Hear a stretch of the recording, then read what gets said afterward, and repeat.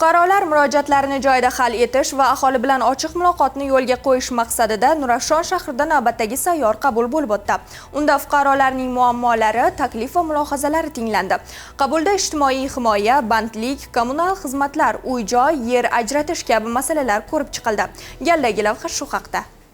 Mamlakatimizda fuqarolar bilan ochiq muloqot qilish, ularning shikoyat va takliflarini joyiga chiqib tinglash orqali hal etish borasida O'zbekiston Respublikasi Prezidenti administratsiyasi huzurida tuzilgan ishchi guruh o'z faoliyatini davom ettirmoqda. Navbatdagi sayyor qabul Oybek mahalla fuqarolar yig'ini hududida tashkil etildi. Tadbirda ishchi guruh a'zolari, shahar hokimi, Milliy gvardiyaning Toshkent viloyati boshqarmasi vakillari hamda boshqa mutasaddi tashkilot rahbarlari ishtirok etdi. Sayyor qabul doirasida fuqarolar bilan ochiq va samimiy muloqot o'rnatildi. Shuningdek, turli yo'nalishlar fuqarolar tomonidan ko'tarilgan dolzarb masalalarga aniqlik kiritildi. Murojaatlar sinchiklab o'rganilib, ularning aksariyatiga shu yerning o'zida qonuniy yechim topildi. Ayrim muammolar bo'yicha esa tegishli tashkilotlarga topshiriqlar berildi va ijrosi qat'iy nazoratga olindi. Sayyor qabullar fuqarolarni qiynayotgan muammolarni eshitish, ularni joyida bartaraf etish va davlat organlariga ishonchni yanada mustahkamlash yo'lida muhim qadam hisoblanadi.